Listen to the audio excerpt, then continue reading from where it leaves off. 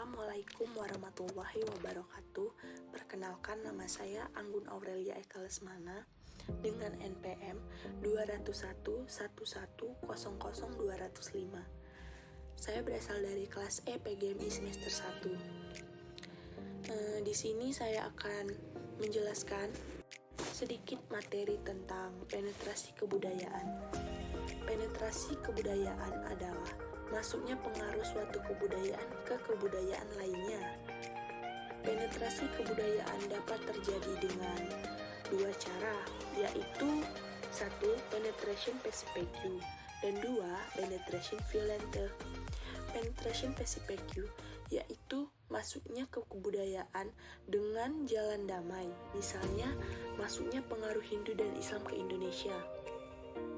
Penerimaan kedua kebudayaan ini pun tidak mengakibatkan hilangnya unsur-unsur asli budaya masyarakat. Penyebaran budaya secara damai akan menghasilkan alkulturasi, asimilasi, dan sintetis. Alkulturasi adalah bersatunya dua kebudayaan sehingga membentuk kebudayaan baru tanpa menghilangkan unsur kebudayaan aslinya. Asimilasi, bercampurnya dua kebudayaan sehingga membentuk kebudayaan baru.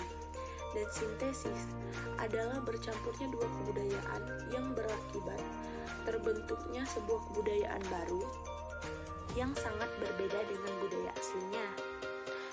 Yang kedua, penetration violente. Masuknya sebuah kebudayaan dengan cara memaksa dan merusak. Contohnya, masuknya kebudayaan barat ke Indonesia pada zaman penjajahan disertai dengan kekerasan. Kebudayaan sebagai peradaban. Saat ini kebanyakan orang memahami gagasan budaya yang dikembangkan di Eropa pada abad ke-18 dan pada abad ke-19. Adanya ketidakseimbangan antara kekuatan Eropa dan kekuatan daerah-daerah yang dijajahnya. Pada praktiknya, kata budaya merujuk pada benda-benda yang aktivitasnya elit, seperti misalnya memakai baju yang berkelas. Sejak abad ke-18, beberapa kritik sosial tengah menerima adanya perbedaan antara berkembangnya dan tidak berkebudayaan. Musik tradisional yang diciptakan oleh masyarakat kelas pekerja dianggap mengekspresikan jalan hidup yang alami, natural way of life, dan musik sebagai suatu kemunduran dan kemerosotan. Saat ini kebanyakan ilmuwan sosial menolak untuk memperbandingkan antara kebudayaan alami dan konsep monadik yang pernah berlaku. Kebudayaan sebagai sudut pandang umum. Selama era romantis, para cendekiawan ini di Jerman, khususnya mereka yang peduli terhadap gerakan nasionalisme. Pada akhir abad ke-19, para ahli antropologi telah memakai kata kebudayaan dengan definisi yang lebih luas. Bertolak dari teori evolusi, mereka mengonsumsikan bahwa setiap manusia tumbuh dan berevolusi bersama.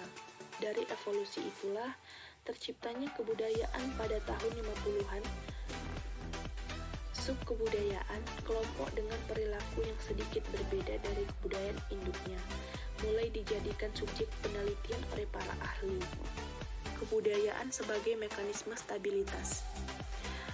Teori-teori yang saat ini menganggap bahwa suatu kebudayaan adalah sebuah produk dari stabilitasi yang melekat pada evolusi menuju kebersamaan dan kesadaran bersama dalam suatu masyarakat, atau bisa disebut dengan tribalisme.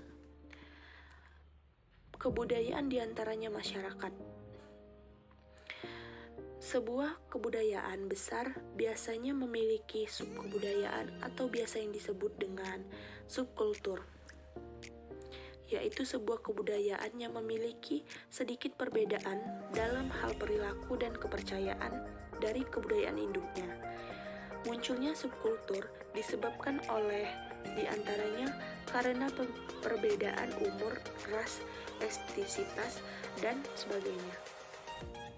Kebudayaan menurut wilayah. Seiring dengan kemajuannya teknologi dan informasi, berhubungan dan saling keterkaitan kebudayaan di dunia saat ini sangat tinggi. Selain kemajuan teknologi dan informasi, hal tersebut juga dipengaruhi faktor ekonomi, migrasi, dan agama. Wilayah-wilayah tersebut yang mencakup Afrika, Amerika, Asia, Australia, Eropa, dan Timur Tengah atau Afrika Utara. Baiklah, penetrasi kebudayaan yang dapat saya ambil dari materi ini, semua orang mempunyai kebudayaan dan adat masing-masing. Jadi jagalah baik-baik, jangan sampai menghilangkan kebudayaan aslinya. Sebelumnya saya mengucapkan terima kasih. Wassalamualaikum warahmatullahi wabarakatuh.